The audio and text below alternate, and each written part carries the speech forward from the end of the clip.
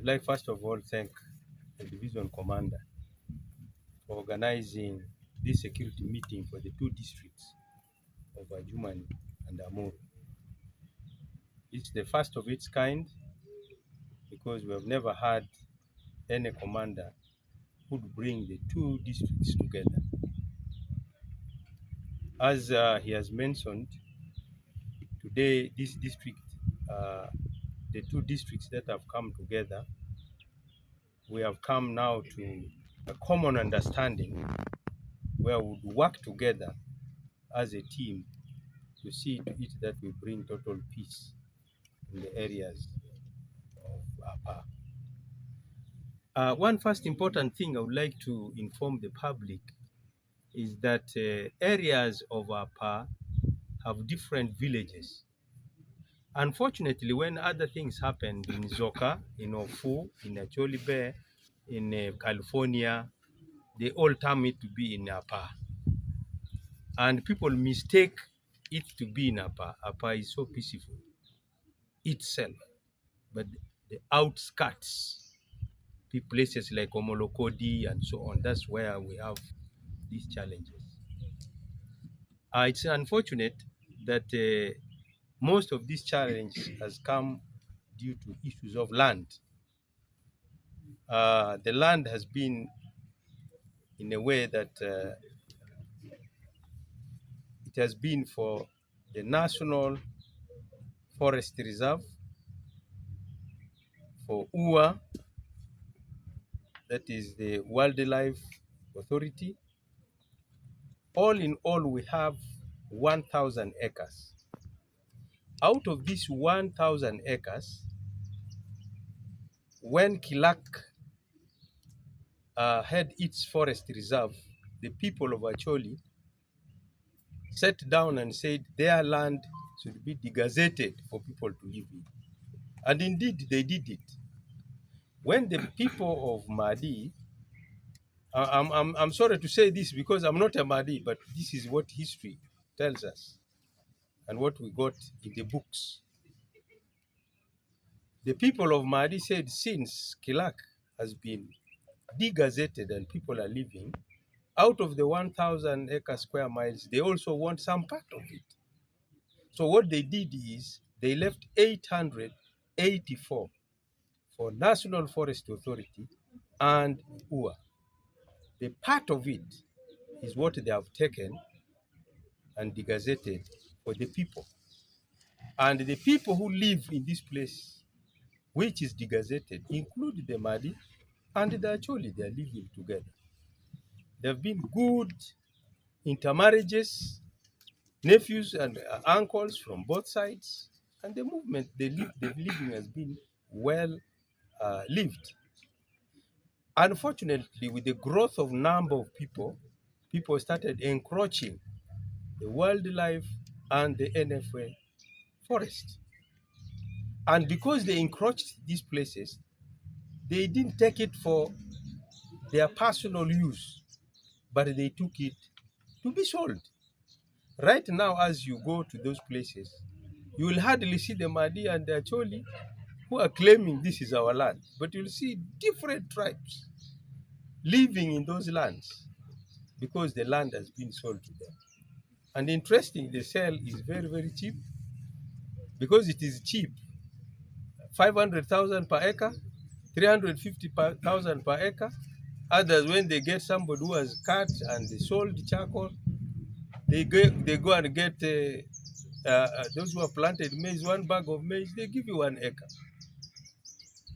What is this place that they have sold for? They sold it to the people to harvest, to make charcoal.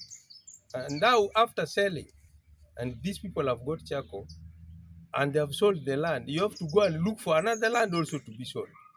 And this is why this fight is continuing, because what they have at where they are is already sold.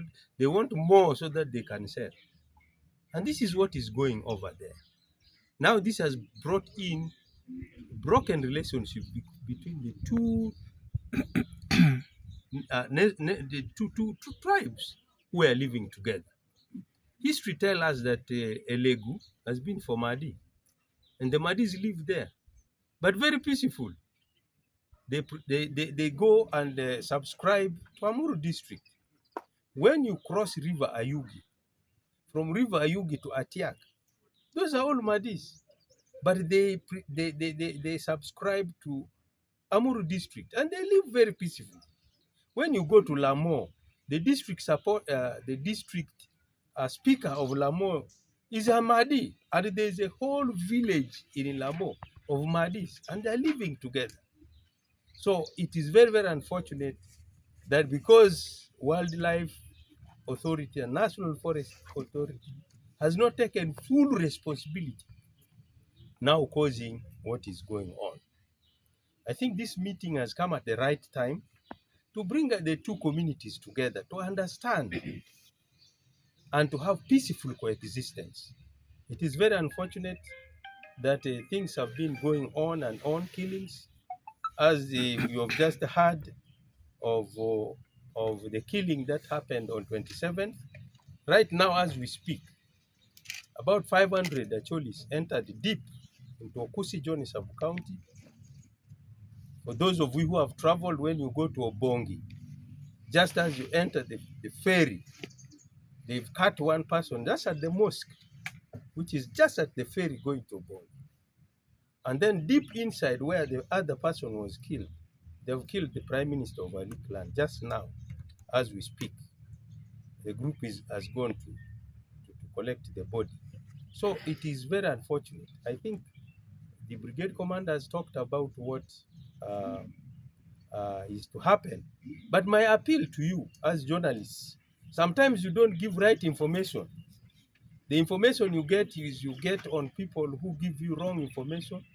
I was asking the journalists from the other side, why don't you come and we move there and you see for yourself so that you can bring the best picture and give the right message for the people, because the fourth estate is very, very important as far as information is concerned. So I think one of the days, if the division commander would allow, we would come and walk with you and you know where these things are happening. When you come back, you'll come with a picture. So my appeal to the people is, please, we are Africans, we are one person, we have married among ourselves.